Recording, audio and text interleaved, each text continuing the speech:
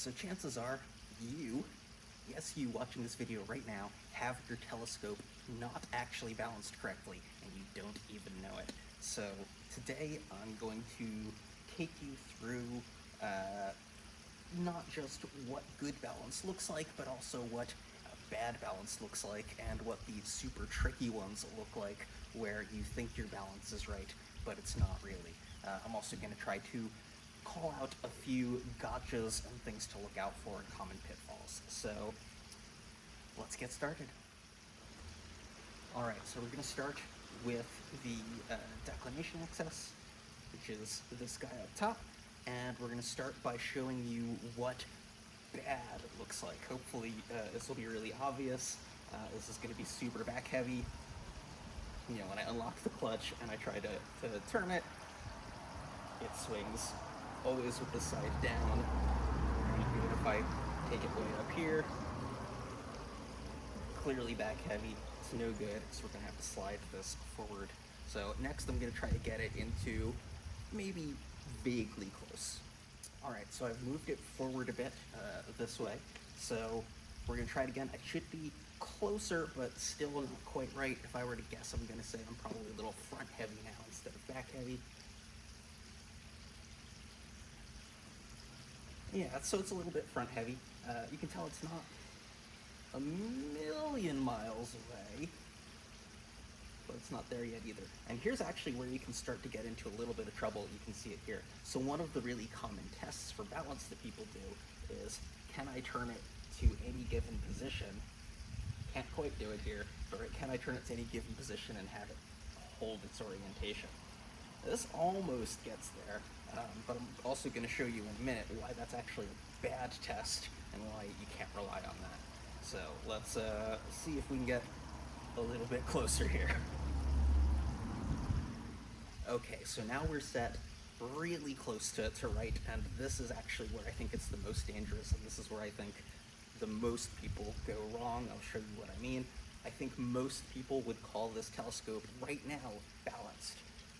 But it's not really. So, you know, I can spin it pretty easily, no problem.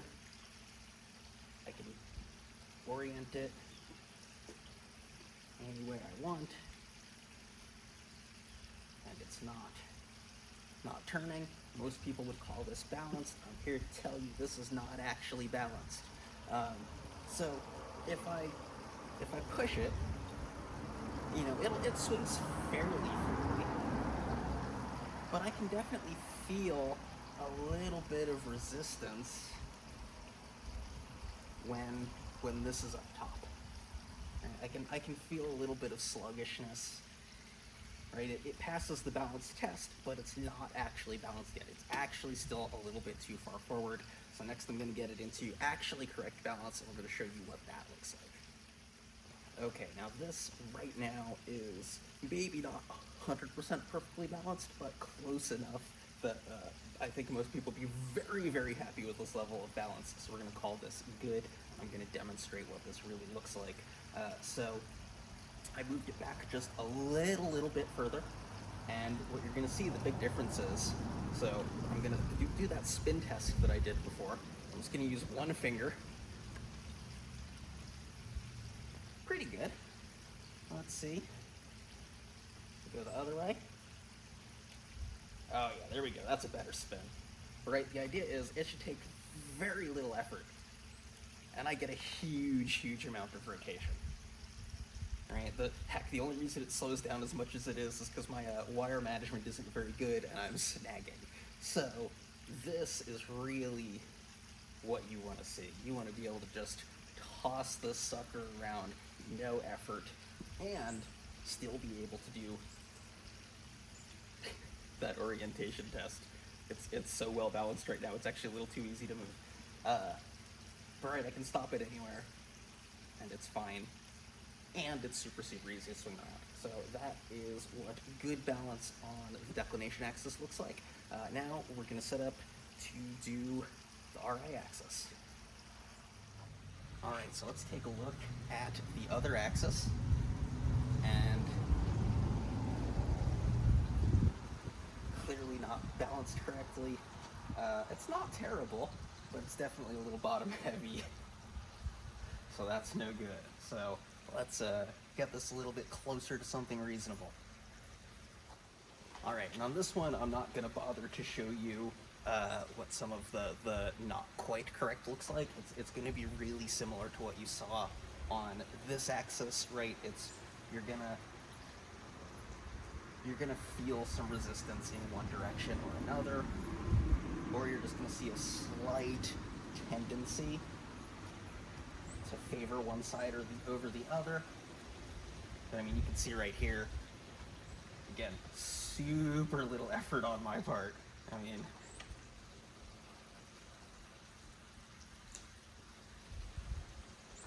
nothing. And I get huge movement.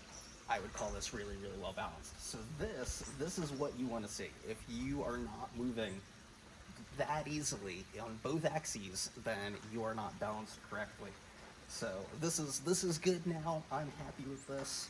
Success. But next, I'm going to show you some things to watch out for on a different kind of scope, and we're going to start talking about balance back here with your imaging train specifically.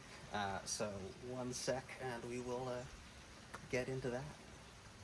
All right, so let's talk briefly about balancing the imaging train itself back here behind the telescope. So you're going to notice I have an OAG here up top, and I have my filter wheel, and you can see that I've got these kind of sticking out in opposite directions, right? This is giving me additional balance so if my scope is rotated like this, right? No matter how I'm oriented, these two pieces balance each other out. But there are other axes as well, right? You can see over here on the right, I've got my autofocuser, and I don't have anything on the other side to balance that out. Now, on a scope of this size and weight, this is really not making enough of a difference to matter, but if you use a smaller scope, it can actually be a really, really big deal. A red cat, something like that, that balance on the scope itself, on all of your axes, is really going to matter. There's one other thing that can really get you, and that is your actual focuser knobs on like an apochromatic refractor or something like that.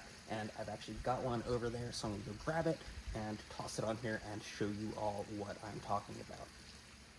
All right, so this was kind of that other thing I wanted to show you. Sadly, I can't do a very good demonstration. The weight difference is too wild, and I'd have to redo a whole lot. But basically, the idea is, right, if you've got a telescope like this, right, where you've got these focus knobs, right, these guys are heavy and actually not particularly balanced themselves. So you may find that your knobs are on one side or the other. This is not the orientation that you may have your scope in, but it probably should be. Most of the time, you're going to want your focus knobs, if you have them, on the bottom being towards the ground or towards your mount base. But if you are struggling to find correct balance, just via using the saddle and the counterweights, which most of the time is all you should need to adjust, you may find that your orientation of these also needs to be changed, and if that's the case, you can loosen these guys up, and depending on your sizes and distances and everything, you can do some rotation here. I've seen folks, get these completely vertically oriented, and that got them the best back balance. So don't be afraid to experiment with that if the saddle and the counterweights are not enough on their own. I would not mess around with that specifically otherwise, probably.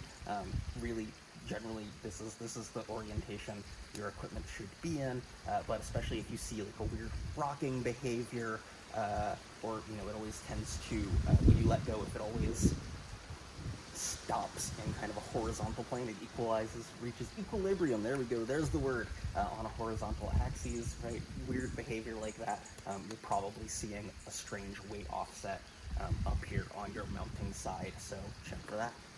Anyway, that is it. Those are the tips and tricks I have for you, and also hopefully showing you what good balance looks like. So hopefully with all of this, you can go back out now, get way better balance, and with that way better balance, also hopefully get way better guiding, and just all around have a better time.